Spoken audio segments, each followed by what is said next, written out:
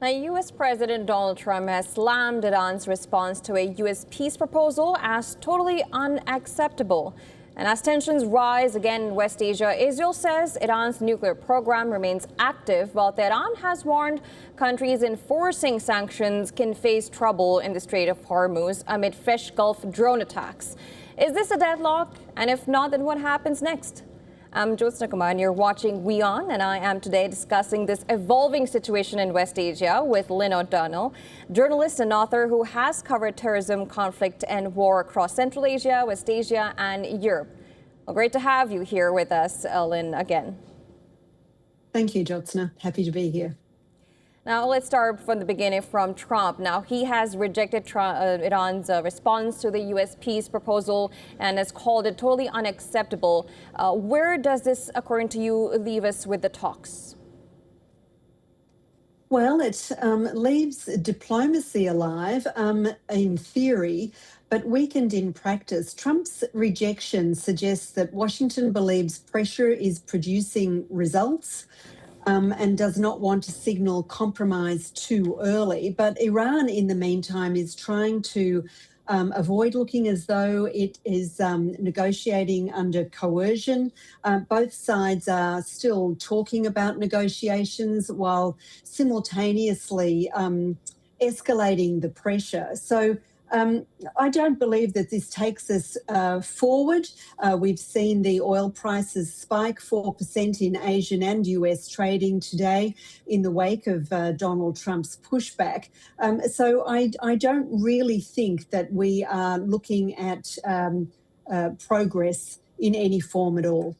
And talking of Iran, what do you make of Iran's response and proposal, what they've said? Do you think it's a fair deal that they've proposed? Because they've proposed a lot of things, removing the sanctions on its assets, also stopping or removing the armada from the Strait of Hormuz, and multiple of these proposals. What do you make of those proposals? Well, you know, Iran is making proposals on its own terms, of course. It appears to have been designed as a negotiating framework, but not as a surrender document. Tehran seems to be willing to discuss limits, inspections, de-escalation, but not to the complete dismantling of its nuclear enrichment capability. And that's a point that it has stuck to since this all began.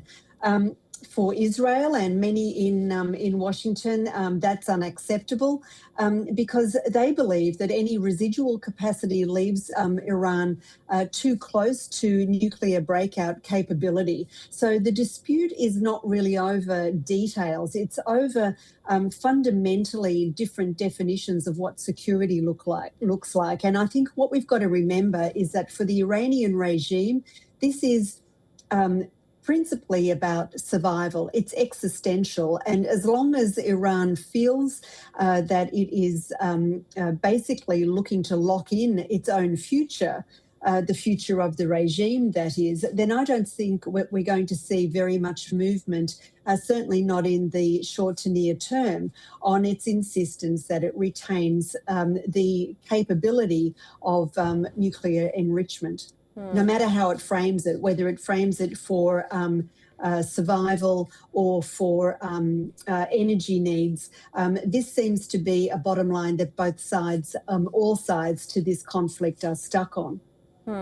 And talking of uranium enrichment, Netanyahu and Trump had held talks as well. And Netanyahu has given this interview where he says that offensive against Iran is not over yet. Does this mean an escalation for you?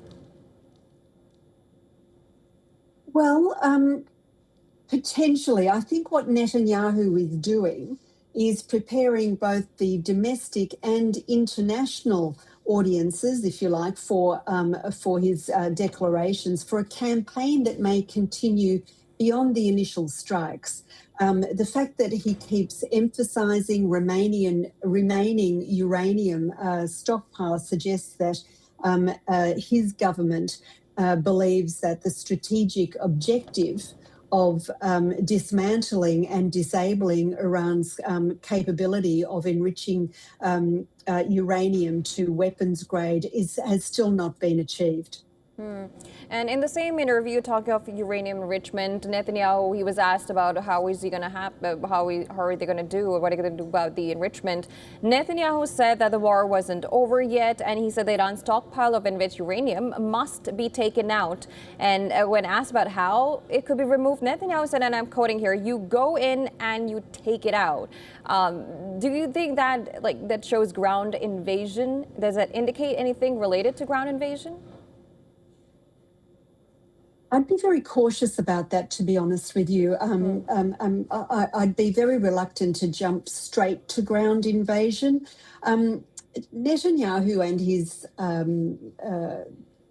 government understand that the scale and complexity of any direct ground operation involving Iran, they understand how complex and dangerous that could be. What Netanyahu appears to be signalling is continued military pressure. That doesn't necessarily indicate a ground invasion is on the cards immediately, but it does hint at expanded targeting, covert operations, which we know that the Israelis have been running in Iran for a very long time anyway, and sustained strikes against infrastructure and logistics. That doesn't necessarily mean boots on the ground. It means a continued air capacity, if you like. But the longer the conflict continues, the greater the risk of mission expansion, mission creep, and that's where we get into potentially dangerous territory. I get to your point where you need to take all these statements with a pinch of salt, but then he goes on in his own statement. He says that U.S. President Donald Trump, he had a similar position, and when asked about military means, he kind of avoided it. He said that he doesn't want to go there, but he didn't deny it. Well, then you leave the door open, and that ambiguity also becomes one of your strengths. That's what war and negotiation is all about. It's trying to maintain the higher ground, the stronger position, especially going into negotiations without giving anything away. And that's where Netanyahu is at the moment, I think. And you also mentioned oil prices. Of course, they're soaring, and Trump has, after this, Trump rejected these terms, and several countries have started taking precautions. And the last time I remember talking to you, I asked about how Australia is coping up with it, and Albanese had announced use the transport and use public transport. And now we have the Indian Prime Minister who has now said and proposed work from home, as well as using these public transport. Have we accepted that this is going to be a greater economic problem, and it's not going to be resolved anytime soon? Well, I think this is where the crisis becomes global rather than regional. Markets are reacting not simply to the current disruptions, but they're also reacting to concerns about what is going to be happening over the course of coming months in the Strait of Hormuz. As we know, 20% of the world's energy resources move through that strait, and it's very, very important to Asia. Australia, where I am, gets 90% of its fuel needs from Asian refineries. There are no refineries. Well, there's 2 refineries in all of Australia, and many Asian countries are also relying on what comes through the Strait of Hormuz for their energy needs. But it's not just oil. I mean, I saw an index earlier today that showed that prices for a whole range of goods that have to move through the strait are just soaring. Sulfur, for instance, I saw up 90%, urea up almost 60%. They are ingredients for fertilizer. Cotton up, rubber up, rice, wool, wheat, palm oil, which is a major ingredient in processed food. So, we're not even talking yet about agricultural needs, and how the food price rises are basically being built in now, way down the line. So we've got a long way to go before the real impact of what's happening in the Gulf feeds into consumer prices, food prices. We're seeing oil prices rise now because these are traded on algorithms that work on, statements, rumors, expectations. Food prices are real, and they're real to, hundreds of millions of people across the world. That's yet to come. So, yeah, we've got a built-in crisis that is probably going to take us to the end of the year before we can look back and say, this is where it all was, and this is where we came from.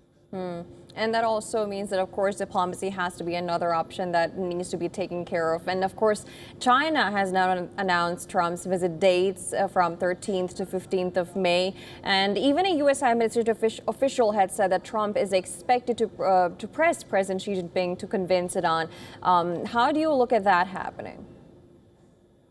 Well, it'd be very surprising if China's relationship with Iran was not part of the talks between President Trump and President Xi Jinping when they meet. China has significant economic ties with Iran and is one of the few major powers with meaningful channels into Tehran and the regime in control of Iran. But Beijing's priority is stability, and that's no matter where it is, and energy security, not becoming entangled in another Middle East conflict.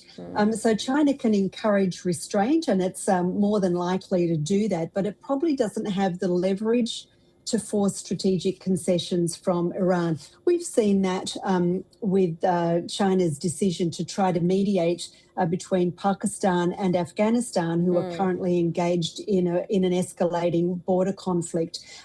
China has shown its limitations. It hasn't been able to curtail the conflict between Pakistan and the Taliban. And I think that its leverage with Iran is also as limited as it is in South Asia. Also, let's go to other countries like Britain and France. They have reports do say that they are sending vessels to the region in advance, and that Iran has now warned that Britain and France, they will meet a decisive response if they do so. First of all, why do you think UK and France are taking this time to sending these vessels there? Well, I think that it's in their interests as well to try to deter any escalation without becoming directly involved. They're doing what they need to do without becoming involved in the conflict directly. They don't want hot involvement. So what they're trying to do is protect the shipping lanes, reassure the Gulf allies that they are active, if not in a belligerent way, try and prevent or at least minimise interruptions to trade and energy flows as much as they can, and support the freedom of navigation operations. We've got to remember that the Strait of Hormuz is essentially an international waterway. Iran is trying to take control of it, impose its own controls, try to leverage its military capabilities in the region into exacting tolls from ships that are passing through. And I think French and British involvement there will send a message that, okay, this might be an Israel-US war against Iran that we're seeing, but everybody is affected and everybody is interested. And so we're going to play our part to support our allies in this conflict. I think that if Iran threatens them, Tehran might want to raise the political and military cost of outside involvement before that involvement deepens. But I think that the British and the French both feel, especially in the wake of abuse is a strong word, but strong words from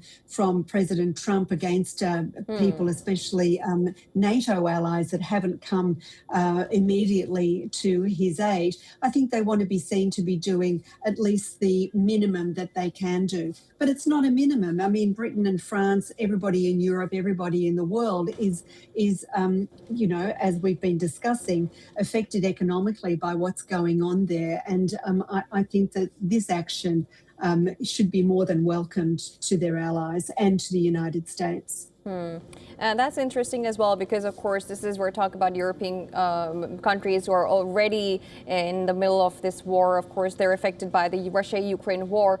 It's interesting to see how all of these conflicts they jumble up together. But of course, the last stop is of course diplomatic talks, and we hope for that to happen at least. And if China plays any sort of role in that, it would be welcome, at least for Iran and the U.S. as of now. And how does Israel look at that? That's another whole topic to observe. But Lynn, thank you so much for joining us and giving all of your perspective here on the show. Appreciate it.